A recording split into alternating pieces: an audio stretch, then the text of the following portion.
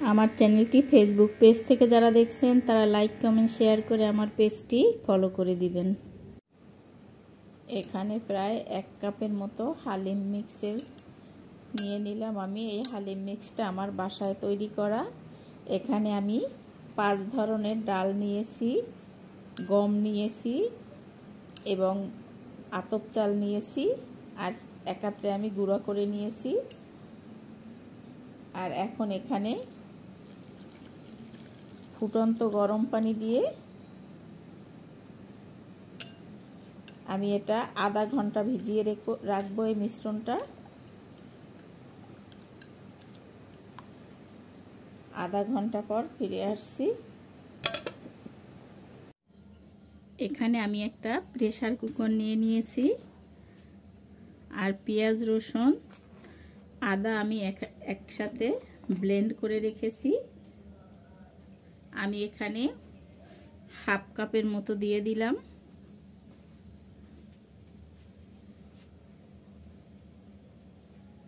এক চামচ আর হাফ চামচ হলুদের গুঁড়ো দিয়ে দিলাম। মরিচের গুঁড়োটা আমি 2 চামচ দিয়ে দিলাম। ঝালটা আপনারা আপনাদের পছন্দ মতো নেবেন। জিরের গুঁড়া 2 চামচ আর ধনিয়ার গুঁড়া 2 চামচ দিয়ে দিলাম।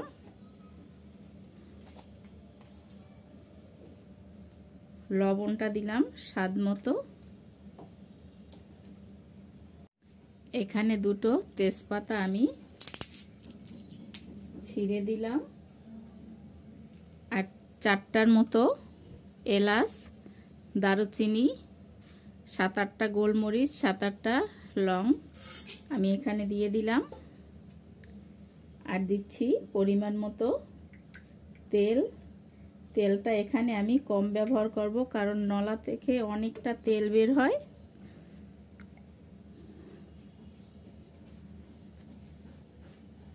এখানে সামান্য একটু পানি দিয়ে দিচ্ছি আগে, দিয়ে হালকা একটু নেড়ে মিক্স করে নিচ্ছি মশলাটা।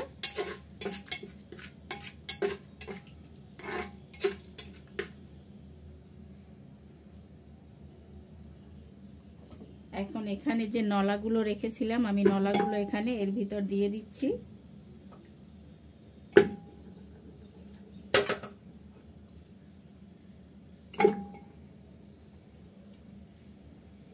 এখানে আমি নলা দিয়ে দিলাম, আর পরিমাণ মতো পানি দিয়ে দেব।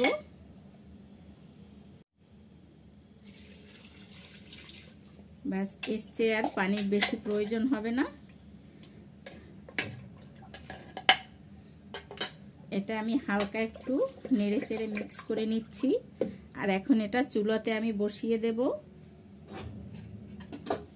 চুলায় বসিয়ে আমি 6 থেকে 7টা সিটি দিয়ে নেব। এই নলাটা এমনিতে রান্না করলে অনেকটা সময় লাগে। আপনারা প্রেসার কুকারে দিয়ে রান্না করবেন যাতে সহজভাবেই হয়ে যায়। তো আমি এখন এটা চুলায় বসিয়ে দেব। এখানে চুলাতে আমি একটা কড়াই বসিয়ে দিয়েছি, আর সয়াবিন তেল দিয়ে দিলাম আমি কিছুটা। এখানে পেঁয়াজ দিয়ে দিলাম আমি, আর পেঁয়াজটা আমি একটু বেরেস্তা করে ভেজে নেব।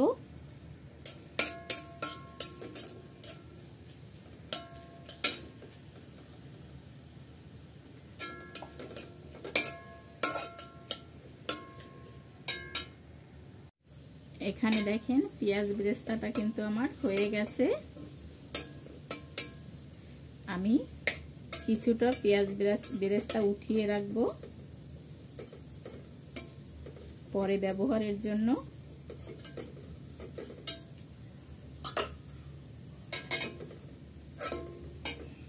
আর বাকি বেরেস্তার মধ্যে আমি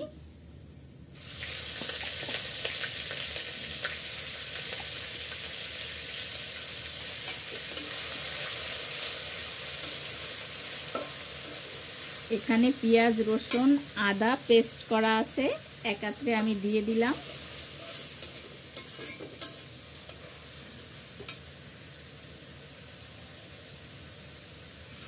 1 চামচ হলুদের গুঁড়া দিয়ে দিলাম,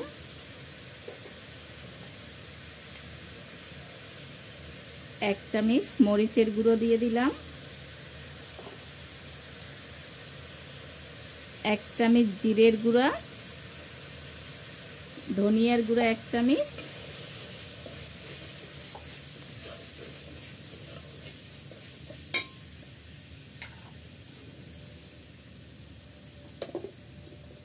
এখানে আমি একটা মশলা দিয়ে দিচ্ছি, 1.5 চামচ মশলাটা দিয়ে দিচ্ছি। এই মশলাটা আমি বাসায় তৈরি করেছি। একটু পানি দিয়ে আমি কষিয়ে নিচ্ছি। এই মশলাটার সাথে জয়ফল, জয়ত্রী, কালো এলাচ, সাদা এলাচ, গোলমরিচ, লং, দারচিনি, জিরা এবং ধনিয়া একত্রে দিয়ে আমি একটু শুকনো খোলায় তেলে ব্লেন্ডার জারে ব্লেন্ড করে নিয়েছি। এটা হালিম মিক্স মশলা, আমার চ্যানেলে দেয়া আছে, আপনারা দেখে আসতে পারেন। আমি এই মশলাটা ভালো করে কষিয়ে নিচ্ছি।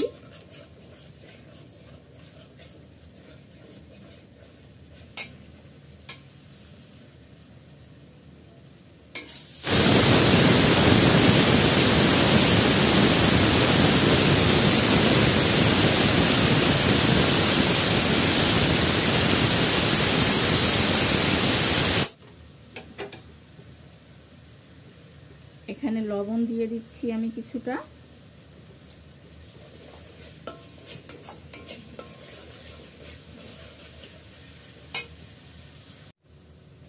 এখানে মশলাটা আমার ভালো করে কষানো হয়ে গেছে, তেলটা উপরে উঠে এসেছে।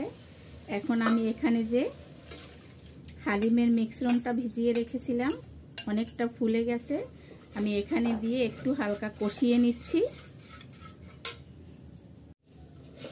দেখেন ডালের মিশ্রণটা আমি কিন্তু অনেকটা পানি ছিল, আমি সুন্দর করে কষিয়ে নিয়েছি। এখন পানিটা কিন্তু শুকিয়ে একটা আঠালো ভাব চলে এসেছে। আর এই মুহূর্তে অনবরত নেড়ে ছেড়ে দিতে হবে, তা না হলে কিন্তু এই ডালটা তলানিতে লেগে যাবে।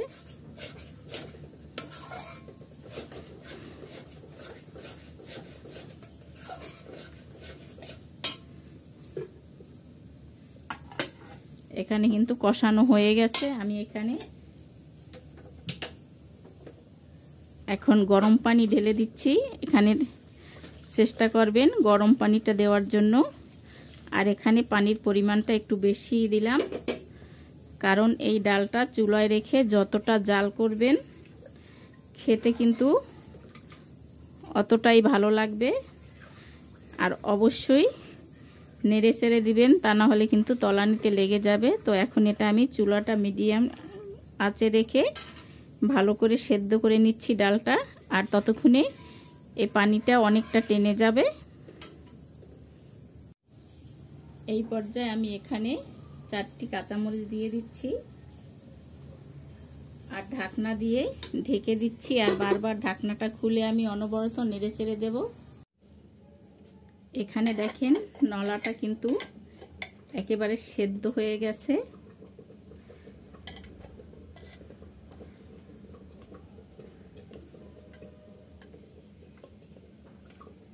যে হাড্ডি থেকে খুলে আসছে। এখন এই নলাটা আমি এখানে যে ডালটা আমি আলাদা সেদ্ধ করতে দিয়েছি এখানে দিয়ে দেব। এখানে দেখেন যে ডালটা আমি সেদ্ধ করতে দিয়েছিলাম হালিমের, সেই ডালটা কিন্তু সেদ্ধ হয়ে গেছে আর পানি কিন্তু অনেকটা শুকিয়ে গেছে। আমি এখন কিছুটা নলা এখানে দিয়ে দেব।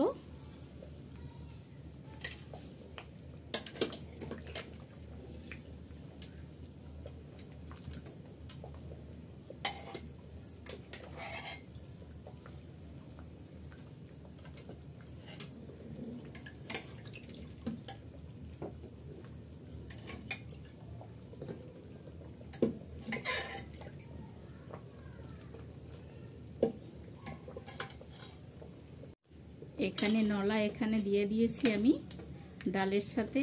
এখন এখানে আরও আমি নলা দেওয়ার পরে আরও জাল দিয়ে আমি আর একটু ঘন করে নেব। ততক্ষণে ডালটা আরও ভালো করে সেদ্ধ হয়ে যাবে। এখানে দেখেন নলা দিয়ে কিন্তু হালিমটা হয়ে গেছে। আমি এখন যে মশলাটা করে রেখেছিলাম সেই মশলাটা আবারও একটু উপরে দিয়ে দিচ্ছি।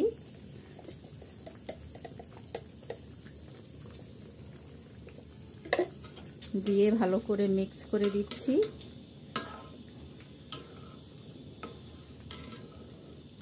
এটা কিন্তু যতটা ঘন আছে চুলা থেকে উঠিয়ে নিলে আরো ঘন হয়ে যাবে।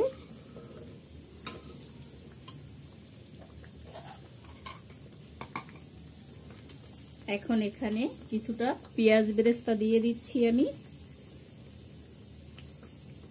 যে পেঁয়াজ বেরেস্তাটা আমি উঠিয়ে রেখেছিলাম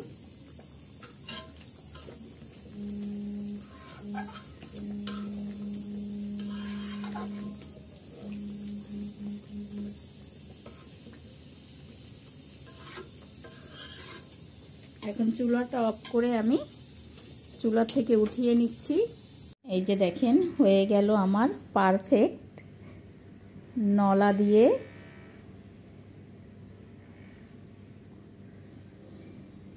রান্না করা শেষ আমার। দেখেন এভাবে আপনারা বাসায় হালিম তৈরি করে সহজভাবে আপনারা এই নলা দিয়ে হালিম তৈরি করে খেতে পারেন। খেতে কিন্তু অসাধারণ হয়।